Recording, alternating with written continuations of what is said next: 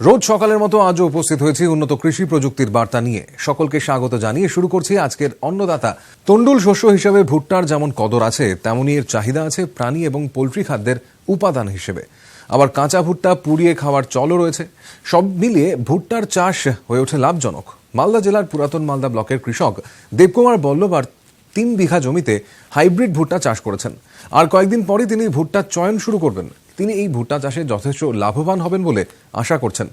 ভুট্টা চাষে তার অভিজ্ঞতা সম্পর্কে বললেন তিনি। আমি এবছর 3 বিঘা জায়গায় ভুট্টার চাষ করেছি। প্রত্যেক বছরই আমি কম বেশি ভুট্টার চাষ করছি। এই ভুট্টাটা হচ্ছে ত্রিবিক্রম। প্রত্যেকটা গাছে 2টো করে মোচা আছে। লাগিয়েছি কার্তিক মাসের প্রথম দিকে। প্রথমে মাটি চাষ করে ভালোভাবে চাষ করেছি। তারপরে ওর সঙ্গে সিঙ্গেল সুপার ফসফেট, পটাশ, হালকা পরিমাণে নাইট্রোজেন দিয়ে চাষ করেছি এবং ওর সঙ্গে কিছুটা ক্লোরোপাইরিফস দিয়ে দিয়েছিলাম, যে মাটির ভিতরে যে এক ধরনের পোকা আছে, লেদা পোকা, যেটা মাটির ভুট্টার গাছকে কেটে দেয়, সেটা যাতে না কাটে তার জন্য। ভুট্টাটা লাগানোর আগে প্রথমে মাটি চাষ করে মই টই দিয়ে 3-4 দিন রেখে দিই।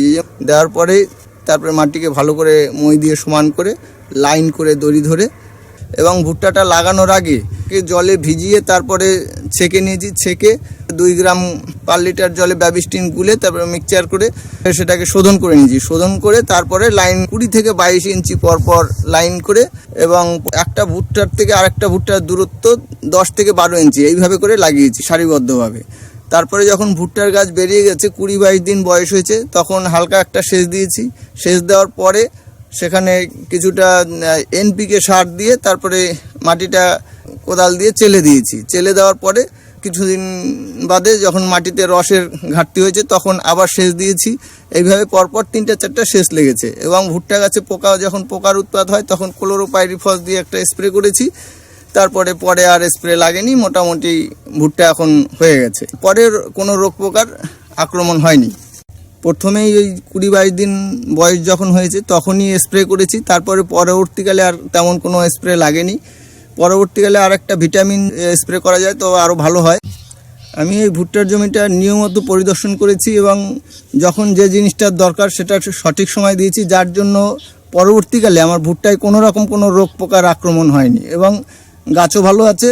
এতে রোগ পোকা না লাগার জন্য আমার খরচটাও অনেকটা কমে গেছে। ফলন মোটামুটি 20 থেকে 22 কুইন্টাল হতে পারে পার বিঘায়।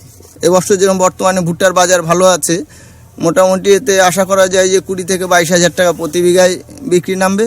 এবং ভুট্টায় খরচ 6 থেকে 7 হাজার টাকা হয়। 10 থেকে 12 হাজার টাকা পার বিঘায় লাভ হয়, যেটা অন্য ফসলের থেকে অনেক বেশি হয়। ভুট্টা মোটামুটি 18 থেকে 20 কুইন্টাল ফলন হতে পারে আশা করা যায়। বর্তমান বাজার দর 1200 টাকা কুইন্টাল আছে। আমার ভুট্টো মোটামুটি ম্যাচিওর হয়ে গেছে। আর অল্প কয়েকদিন যেতে গেলে ভুট্টো পেকে যাবে। পেকে যেতে গেলে ভুট্টা ভেঙে বাড়িতে নিয়ে গিয়ে তারপরে থ্যাসারে ভাঙিয়ে নিতে হয়। থ্যাসারে ভাঙলে মোচা থেকে দানাগুলো সম্পূর্ণ আলাদা হয়ে যায় স্বল্প সময়ের মধ্যে। তারপরে রোদ দিয়ে ভালো করে শুকিয়ে প্যাকিং করে বাজারে বিক্রি করতে হয়। শীতকালীন ভুট্টা, এটার টাইমটা অনেক বেশি লাগে। মোটামুটি 140 থেকে 50 দিন সময় লাগে। শীতকালীন ভুট্টাটা একটু ফলনটা বেশি। এটা 18-20 কুইন্টাল ভুট্টা হয়। গ্রীষ্মকালে 2 বারে যে ফলনটা হয়, শীতকালীন ভুট্টা প্রায় একবারই সেই ফলনটা পাওয়া যায়। অন্য বছর 18 থেকে 20 কুইন্টাল এই ধরনের ভুট্টা ফলেছে। এবছরও আশা করা যায় সেই রকমই হবে। ভুট্টা এবছরও ভালো আছে, মোচাও ভালো আছে। গ্রীষ্মকালীন ফলগুলির মধ্যে আম অন্যতম। আমাদের রাজ্যের বিভিন্ন আম বাগানে আমের গুটি ধরতে শুরু করেছে। আমের এই গুটি ধরা অবস্থায় ফল ঝরে যাওয়া এবং কিছু রোগ ও পোকার আক্রমণ হতে পারে। সেজন্য এখন থেকে বিশেষ পরিচর্যা প্রয়োজন। সঠিক সময়ে ব্যবস্থা না নিলে পরবর্তীতে নানা ধরনের সমস্যা দেখা দিতে পারে এবং ফলন কম হতে পারে। আমের গুটি আসার পর আম বাগানের বৈজ্ঞানিক পরিচর্যা সম্পর্কে জানালেন জেলা উদ্যান পালন দপ্তরের সহ অধিকর্তা বাবাই দাস। মালদা জেলায় প্রায় 30,000 হেক্টরের বেশি এলাকা জুড়ে আম চাষ হয়। গত বছর যথেষ্টই ভালো ফলন হয়েছিল। এবছরেও মুকুল থেকে বিভিন্ন জাতের গুটি আসতে শুরু করেছে। তো সাধারণত আমের যে চিরাচরিত জাতগুলো রয়েছে, এগুলোতে দেখা যায় 1 বছর একটু ফলন বেশি এবং 1 বছর ফলন সামান্য কম, এইরকম ফলন আছে। মালদা জেলার কৃষক ভাইরা যথেষ্ট ভালো পরিচর্যা করেন বলে এই যে ফলনের তারতম্য সেরকম খুব একটা বোঝা যায় না। এখন যেরকম গুটি এসেছে, যদি কোনো প্রাকৃতিক বিপর্যয় না ঘটে, তাহলে আমরা 3 লক্ষ মেট্রিক টনের বেশি ফলন আমরা আশা করছি। এখন বর্তমানে বিভিন্ন জাতে লক্ষণভোগ, ল্যাংড়া, হিমসাগর এসব জাতগুলোতে মুকুল থেকে গুটি আসতে শুরু করেছে। মুকুল থেকে যখন গুটি হয় তারপর কিছু আম ঝরে যায়। স্বাভাবিক নিয়মে যে পরিমাণ মুকুল আসে সেই পরিমাণ কিন্তু ফলন হয় না, কিন্তু প্রতি মুকুলে যদি একটি করে ধরে তাহলে কিন্তু আমরা বলি ভালো ফলন হয়েছে। এই সময় গুটি আটকানোর জন্য, যাতে গাছে গুটি টিকে থাকে, তার জন্য শুধুমাত্র কিছুদিন অন্তর জল স্প্রে করুন, প্লেন জল স্প্রে করুন, এবং এর পাশাপাশি কিছু রাসায়নিক হিসেবে ন্যাপথলিন অ্যাসিটিক অ্যাসিড সেগুলো প্রতি ট্যাঙ্কিতে 15 মিলি হিসেবে স্প্রে করা যেতে পারে। এবং এর পাশাপাশি বিভিন্ন অনুখাদ্যের মিশ্রণ, বোরন, জিঙ্ক, মলিবডেনাম, কপার, এই ধরনের অনুখাদ্যের মিশ্রণ কিনতে পাওয়া যায়, সেগুলো কিন্তু আপনারা স্প্রে করতে পারেন। এতে কিন্তু গাছের ফলের বোটা শক্ত হবে এবং বেশি পরিমাণ ফল গাছ থাকবে। যে পোকা বা রোগের সমস্যা দেখা যায় তার মধ্যে থ্রিপস বা চিরুনি পোকা, এই পোকার আক্রমণ দেখা যায়। ফলটা পরে বোঝা যায়, কিন্তু এটার ব্যবস্থা কিন্তু এখন থেকে গ্রহণ করতে হবে। সাধারণত চিরুনি পোকা বা থ্রিপস খালি চোখে প্রায় দেখা যায় না। এটি যখন আম গুটি অবস্থায় বা মটরদানা অবস্থায় রয়েছে, এই অবস্থায় এরা আক্রমণটা করে। এই সময় এই মুখটি কচি আমের ওপর ঘষে দেয়। ঘষে দিলে যে রসটি বেরোয় সেই রসটি আর চুষে খায়। এই ফল যখন বড় হয় তখন ফলের গা পুরো সবেদার মতো রং হয়ে যায়। সেক্ষেত্রে স্বাভাবিকভাবেই বাজার দর একেবারেই পাওয়া যায় না। তো সেজন্য এই প্রকার আক্রমণ প্রতিহত করতে গেলে মটরদানা বা মার্বেল দশায় একে আটকাতে হবে। সেক্ষেত্রে বিভিন্ন অন্তর্বাহী কীটনাশক, সেই ইমিডাক্লোরোপিড বা থাইমেথক্সাম বা ফিপ্রোনিল এই জাতীয় ওষুধ আপনারা ব্যবহার করতে পারেন। আপনারা ইমিডাক্লোরোপিড 4 থেকে 5 মিলি প্রতি ট্যাঙ্কিতে, থাইমেথক্সাম 3 থেকে 4 গ্রাম প্রতি ট্যাঙ্কিতে, অথবা ফিপ্রোনিল 45 মিলি প্রতি ট্যাঙ্কিতে মিশিয়ে স্প্রে করতে হবে। এবং যখন রাসায়নিক বিষ প্রয়োগ করবেন অবশ্যই একটি আঠা 1/2 মিলি প্রতি লিটার জলের সাথে মিশিয়ে স্প্রে করতে হবে। আরও একটি পোকা, সেটি হচ্ছে মিলিবাগ বা দই পোকা। এই পোকা একটা গুচ্ছাকারে থাকে, দেখতে অনেকটা সাদা তুলোর মতো বা দইয়ের মতো দেখায়। এই পোকাও শোষক পোকার মতো মধু ছাড়ে এবং পাতায় মধু লাগা রোগ, এর পাশাপাশি অন্য সেকেন্ডারি ইনফেকশনও থাকে। সাধারণত ফলের বোটা এবং আমের গায়েও দেখতে পাওয়া যায়। এই পোকা প্রতিকার করার জন্য আম পেরে নেওয়ার পরে এই পোকার আক্রমণ আটকানোর জন্য ব্যবস্থা গ্রহণ করতে হবে। সেক্ষেত্রে গরমের সঙ্গে আম পেরে নেওয়ার পর মাটি ভালোমতো চাষ দিয়ে নিলে এই পোকার মাটিতে থাকা ডিম এবং পোকা স্বাভাবিকভাবে পাখি খেয়ে নেবে এবং পরিমাণ কমে যাবে।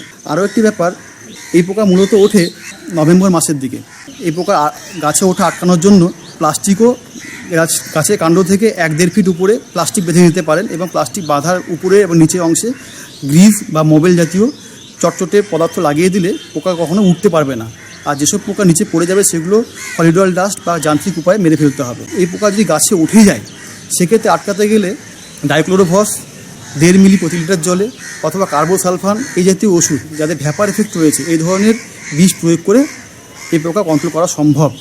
আরও একটি রোগ যেটি মালদা জেলার আমের সুনাম নষ্ট করছে সেটি হচ্ছে অ্যানথ্রাকনোজ। যদি বাজার থেকে আমরা কিছু আম কিনে এনে রাখি তাহলে দেখব যে বোটার দিক থেকে কিছু আম পচে যাচ্ছে। এই রোগের সংক্রমণ শুরু হয় অনেক আগেই। যখন মুকুল দশায় থাকে তখন মুকুলের মধ্যে কিছু লম্বাটে কালো দাগ দেখতে পাওয়া যায়। এই দাগ কিন্তু মুকুলের স্তর বরাবর থাকে না, দাগটা একটু হালকা দেবে থাকে মনে হয়। তো এটি সহজে দেখলে আপনারা বুঝতে পারবেন। তো এই রোগ শুধু মুকুলে নয়, মুকুলের পাশাপাশি কচি ফল এবং পূর্ণাঙ্গ ফলেও কিন্তু এই রোগের প্রাদুর্ভাব দেখা যায়। তো এটি আটকাতে গেলে যে কোনো ছত্রাকনাশক, যেটা কার্বেন্ডাজিম, ম্যানকোজোব এই জাতীয় ছত্রাকনাশক 2.5 গ্রাম প্রতি লিটার জলে গুলে, থায়োফেনেট মিথাইল এই জাতীয় ওষুধ, বা আপনারা সিম্পলি কপার অক্সিক্লোরাইড এই জাতীয় ওষুধ প্রতি লিটার জলে 3 থেকে 4 গ্রাম গুলে ভালো মতো গাছ ভিজিয়ে দিতে হবে। তাহলে আশা করি এই রোগের প্রাদুর্ভাব পরবর্তী পর্যায়ে হয়তো দেখা যাবে না। আরও একটি জিনিস দেখা যায় যে মালদা জেলার কৃষক ভাইরা অবৈজ্ঞানিক উপায়ে কিছু সিনথেটিক পাইরেথ্রয়েড গ্রুপের ওষুধ প্রয়োগ করছে। এই যে ওষুধ বারবার প্রয়োগ করলে যেসব পোকা আটকানোর জন্য আপনারা প্রয়োগ করছেন সেই পোকার মধ্যে এই ওষুধ হজম করে ফেলার প্রবণতা দেখতে পাওয়া যায়। ফলে পরবর্তীকালে অন্য কোনো ওষুধ প্রয়োগ করলে কিন্তু সেই পোকা আটকানো সম্ভব হবে না। গুটি আটকানোর জন্য যেসব ব্যবস্থা বলা হলো এবং পরবর্তীকালে যদি কোনো রোগ দেখা যায় তার প্রতিকার হিসেবে যা বলা হলো, এগুলো যদি আপনারা ঠিকঠাকভাবে ব্যবহার করেন বা প্রয়োগ করেন তাহলে আশা করি এবারও মালদা জেলায় কৃষক ভাইরা ভালো ফলন পাবেন এবং আপনাদের মুখে হাসি ফুটবে।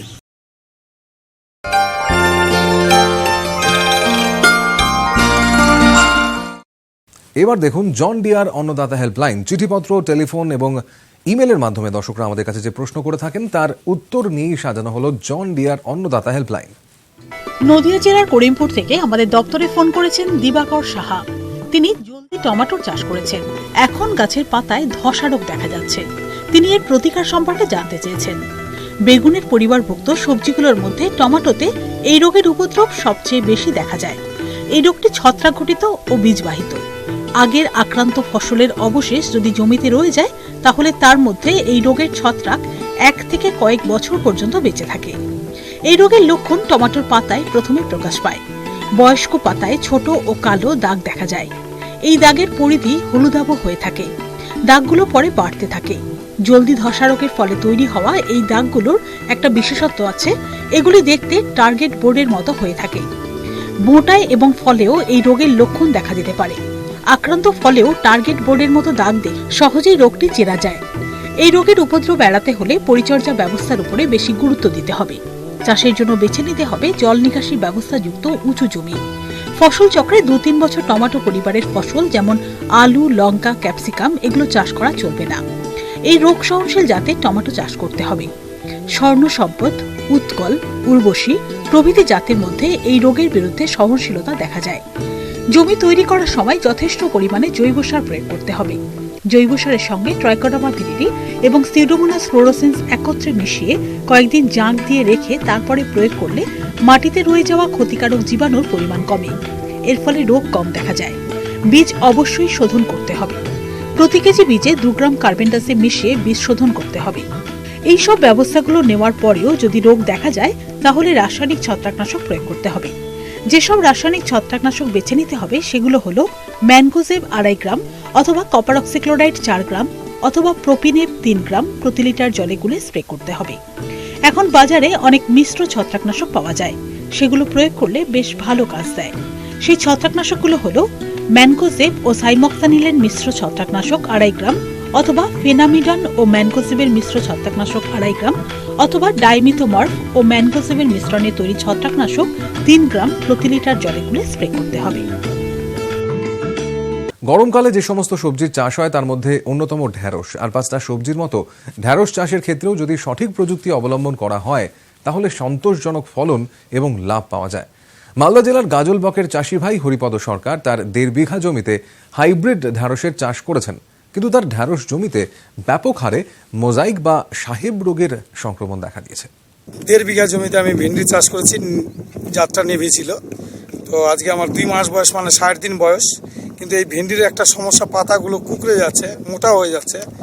ছাদামাছি তো আছেই, কিন্তু এই যে পাতা কুকড়ানো এবং মোটা হওয়া, এটা কিন্তু কোনোভাবেই আমি থামাতে পারছি না। আমার ঢেঁড়সের মোজাইক বা সাহেব রোগ প্রতিকারের উপায় সম্পর্কে পরামর্শ দিলেন মালদা কৃষি বিজ্ঞান কেন্দ্রের কৃষি বিজ্ঞানী ডক্টর পারমিতা ভৌমিক। ওনার ভেন্ডি গাছের পাতাগুলো হলুদ হয়ে যাচ্ছে, কুকড়ে যাচ্ছে, শিরা উপশিরাগুলো হলুদ হয়ে যাচ্ছে আর পাতা মোটা হয়ে যাচ্ছে। এই ধরনের রোগটিকে সাধারণত সাহেব রোগ বা ইয়েলো ভেন মোজাইক রোগ বলা হয়।